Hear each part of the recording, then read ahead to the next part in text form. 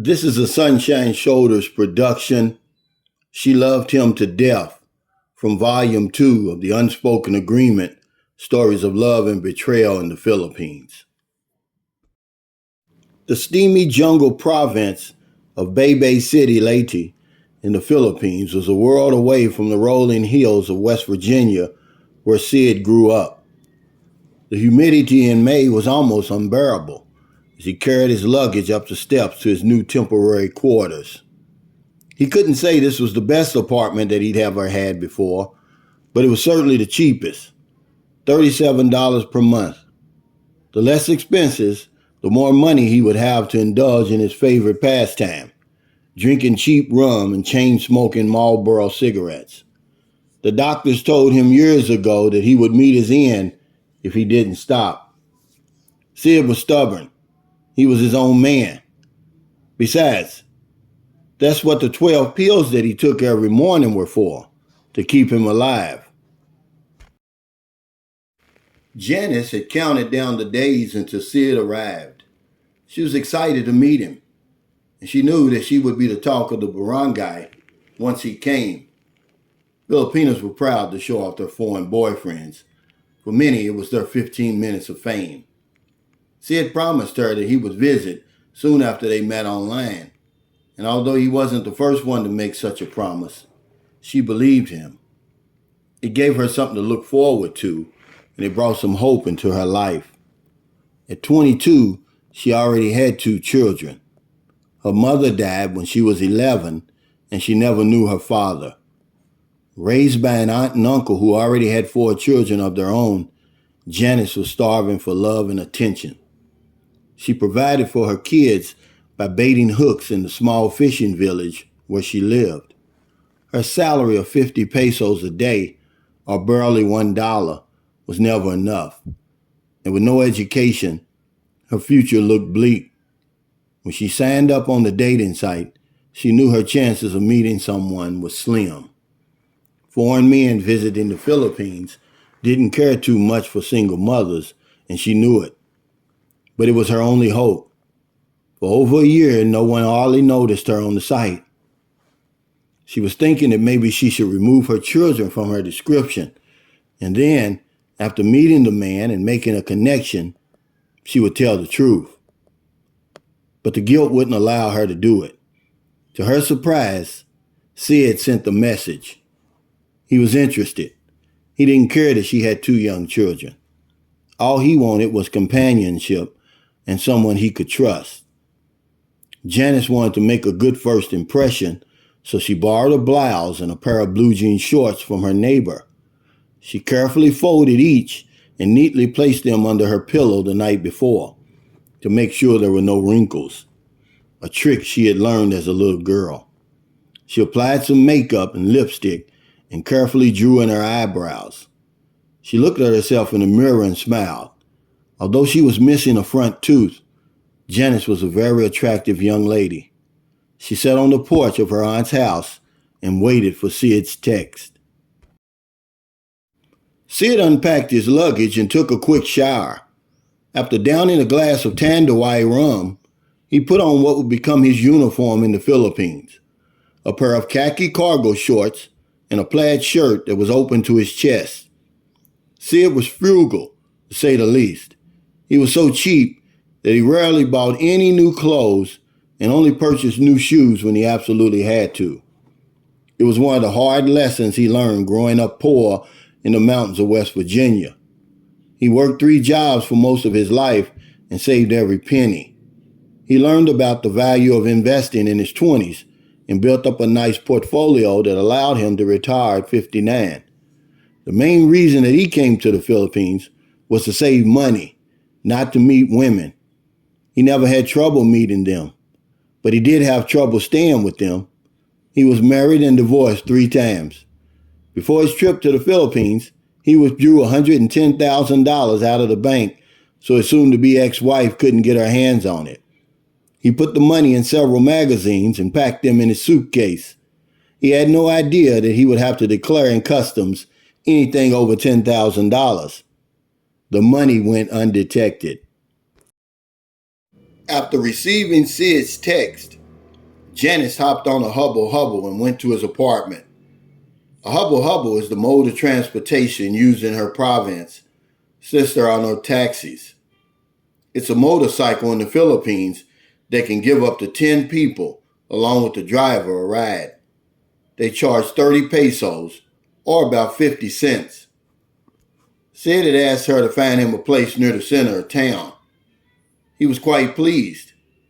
The rent fit neatly into his budget. As a matter of fact, the $37 included utilities.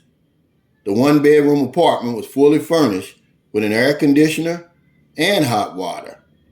Hidden down a rocky road about 200 meters from the main highway, it was a steal. And other than needing paint, the only other thing that bothered him was the large tokai geckos that sometimes ran up and down the coconut trees right outside his bedroom window. The strange sounds that they made drove Sid crazy.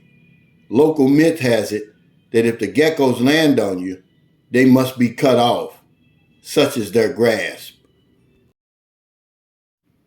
Things started off fast with Sid and Janice. It usually does with a Filipina and a foreigner. What occurs on the first meeting is known as the girlfriend experience. She pretends or acts as if the two have had an ongoing relationship for years. And that goes for everything, including sex. Sid was surprised by how quickly things were progressing, but he was happy with the arrangement. The very next day, Janice and the children moved in. Their relationship had its problems. Janice did not like it when Sid would discipline the children. She felt he had no right, although he was the man of the house and provided for their needs. It was a cultural thing. Sid didn't like her auntie butting into their business and made it clear that he wouldn't tolerate it. That was a cultural thing. But the one thing that caused the most trouble in their relationship was Sid's drinking. Sometimes he would drink before breakfast. He drank throughout the day. When he was drunk, he was like Dr. Jekyll and Mr. Hyde. Janice could hardly recognize him. His whole outlook and attitude changed. He became argumentative, and no one escaped his wrath. One day, the barangay captain stopped by to welcome Sid to the village. He's the mayor of the community and holds a lot of power in Filipino culture. Whenever someone new moved into the area, especially a foreigner, he was sure to make his acquaintance. It started out as a casual conversation until Sid brought out the Red Horse beer and Tanduay rum. After both men began drinking, Sid started complaining about the Philippines in a disrespectful way. The barangay official said if he didn't like the country, then leave. The arguing grew louder and combative until the barangay captain stood up, pointed his finger at Sid, and warned him that if he didn't leave town, there would be trouble. He turned and left. Janice ran after him to apologize for Sid's behavior. She was able to de-escalate the situation. The very next day, Sid apologized for his actions. It was as if nothing had ever happened. He returned to the sweet man that Janice had fallen in love with. She loved him so much that she would do anything to stop him from drinking. Sid would make a solemn oath to stop, only to be drunk again. This went on for 2 years. It had been 30 days since Sid's last drink. He was so proud of himself that he convinced Janice that they should celebrate. Janice agreed. She didn't see anything wrong with Sid having a few beers. As a matter of fact, she felt that he had earned the right to drink. Boy, was she naive. She had no idea that once an alcoholic starts to drink, he didn't know whether he would drink one beer or close the bar down. They walked up the street to Ground Zero, the new bar that had recently opened, and sat down. The place was starting to get crowded as the live band began their set. Sid ordered a bottle of Tanduay rum and 2 beers for himself, and 1 ladies' drink for Janice. She suggested that they eat first, and Sid agreed. He'd better not take a chance on drinking on an empty stomach. He would surely pay a price. The waitress brought the food to the table. Sid had the sizzling pork sisig, a mix of pig brains, chicken liver, and other ingredients that create a delicious and somewhat mushy meal. It had become his favorite dish of all the new foods that he had tried in the Philippines. Janice had the bulalo soup with big chunks of beef, potatoes, yellow corn, and onions. She knew that she couldn't finish it all and would take the rest home and feed it to the children in the morning. The food was good. Sid poured a drink. The rum burned as it went down his throat. He knew the warm feeling that accompanied the burn was coming. Then the ease and comfort would follow. He would only have a few drinks and take the rest home. He drank the 2 beers while eating dinner and then ordered 2 more. Janice asked him was he okay. Sid nodded yes and assured her that he would be all right and not to worry. 4 beers turned into 6, and soon Sid was up on the dance floor dancing wildly to the band. Janice was happy to see him having a good time, but when he started flirting with the other women in the bar, things took a turn for the worse. Janice felt disrespected. Of all the things she hated about Sid getting drunk, it was the flirting. She got up and rushed to the dance floor to try to get Sid to sit down. He protested and pushed her away and continued to dance. She tried again and failed. With every attempt to bring him back to his seat, Sid became more aggressive. And then out of the blue came the slap. It was loud enough that everyone on the dance floor stopped and stared. Janice grabbed her face and ran out the bar. She didn't stop until she got back to the apartment. Sid showed up about 2 hours later. Janice was full of rage. How dare he slap her in front of everyone? She was humiliated. Sid told her to shut up or he'd slap her again. He came towards her. Janice grabbed the kitchen knife off the table. If he tried to hurt her again, she would defend herself. Sid kept coming. She begged him to stop. He raised his hand to strike her, and Janice raised the knife. Out of desperation, she swung the knife and it just missed Sid's chest. He paused for a moment, sobered by her actions. He apologized profusely and promised that he would quit drinking, for good and all. Janice wanted so much to believe him. She fell into Sid's arms and cried. He carried her into the bedroom and they both collapsed on the bed and fell asleep. When morning came, the events of the night before seemed to vanish. It was like a bad dream. Sid finished his coffee and got up from the kitchen table. On his way to the bathroom, he caught a glimpse of himself in the mirror that hung in the hallway. He looked terrible. He had lost weight. His eyes were puffy and he was disgusted at his reflection. His life was falling apart. He didn't come all this way to die. He came here to start again. He was going to stop drinking. He was going to need help. Sid heard the door close and knew that it was Janice. She had taken the children over to her aunt's house for breakfast. When he walked into the room, she was packing their things. On the advice of her aunt, she had decided to leave. Her aunt told her that Sid was never going to change and she might as well break it off before someone was seriously hurt. Janice agreed. She didn't want to relive the horrors of her last relationship. The beatings from her ex were deadly. There were times when she wanted to commit suicide rather than live in the hell that he had created for her. She told Sid that it would be best if they went their separate ways. He couldn't believe what he was hearing. She meant the world to him, and he had grown to love her children as his own. He begged her to stay. He told her of his desire to seek help for his drinking. Janice told Sid that if he didn't go through with his plans to seek help, she was leaving. This was his last chance.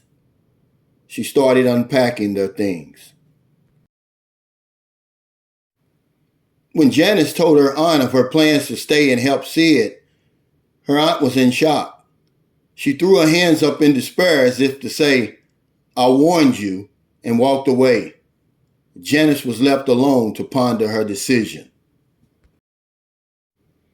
The air conditioning in the priest's office did nothing to stop Sid from sweating. He was anxious. In all his 61 years, he had never sought help for his drinking. This was all new to him. The priest came in and asked him to have a seat. He told Sid that he admired him for admitting that he had a problem. He said that most problem drinkers never get that far. He knew of a program that could help if Sid would follow it. It had helped millions just like him. The program was simple but not easy, and that the problem was not the alcohol, but Sid. Sid couldn't grasp the meaning of the priest's last sentence. How was he the problem? When he didn't drink, everything was fine. Sadly, this is the part that alcoholics miss. They blame it all on the drink and won't take any personal responsibility for their actions. Sid just continued to nod his head up and down throughout the meeting. The priest knew that he had lost Sid. As they stood up to leave, he handed Sid a card with the address of a group meeting that he suggested he attend. Go every day, he advised Sid. Listen at first. Everyone in there will be just like you. There will be help for you if you accept it. Sid left the priest's office more anxious than when he came. How'd it go, honey? Janice asked as Sid came through the door. It went great. I feel better already, Sid replied. Not a word was spoken during dinner. Janice got up and cleared the table. Sid went into the bedroom to relax. When he came back out, Janice was just finishing with the dishes. Tell me about the meeting, she asked Sid. He avoided her question. She asked him again. He grew agitated. I didn't go to the damn meeting, was his reply. He told her that he was not an alcoholic and all that he needed to do was practice abstinence. Janice was furious. You promised, she shouted. Tears streamed down her face. Sid tried to console her, but she rejected him. She told him she was leaving in the morning and ran into the room and slammed the door. Sid ran behind her, but it was too late. She had locked the door. He beat on the door, pleading for her to let him in. There was only silence. After a few minutes, he stormed out the door and headed toward ground zero.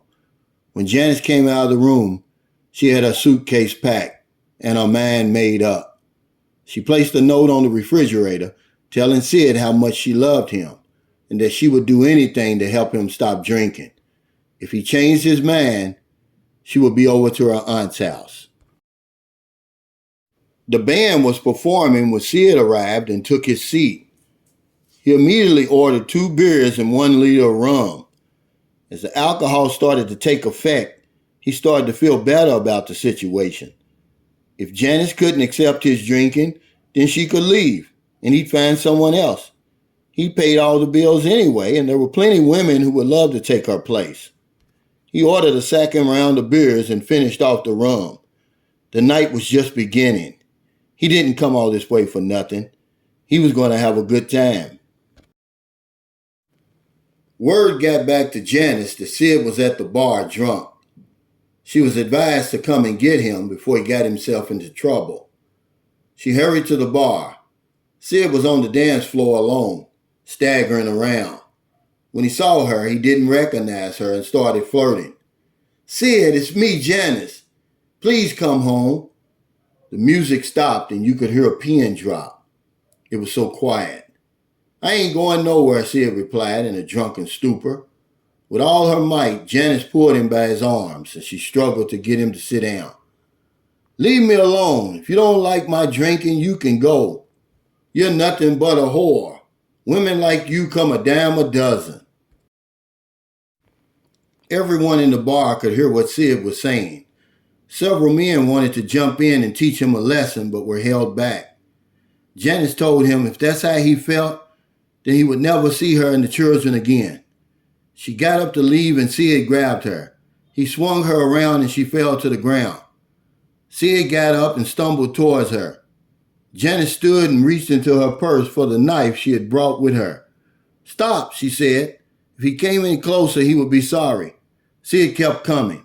As he pulled his hand back to deliver the blow, Janice closed her eyes and plunged the knife into Sid's heart, right where his plaid shirt opened to his chest. She took a few steps back, not fully understanding what had just happened. Blood spurted from the wound. He held onto the knife with a look of surprise on his face. He stumbled towards her and fell to the floor. He was dead before he hit the ground. Janice was in shock. She turned him over and tried frantically to revive Sid. It was too late. The knife had severed his aorta and he bled out on the floor. What had she done? She killed both her lover and the only future she had for her and the children. The police came along with barangay officials. Witnesses explained to them what had occurred. The barangay captain vouched for her and told the police the story about the incident he had with Sid a while ago. He said that Sid was so belligerent and disrespectful when he drank that he was close to killing him too. Janice was not arrested. She was sorry for what she had done. She loved Sid so much that she would do anything to stop him from drinking. She didn't know that she would have to kill him. If you or someone you know has a drinking problem, please seek help. This is a Sunshine Shoulders production. She Loved Him to Death from Volume 2 of Unspoken Agreement, Stories of Love and Betrayal in the Philippines. Thank you for listening.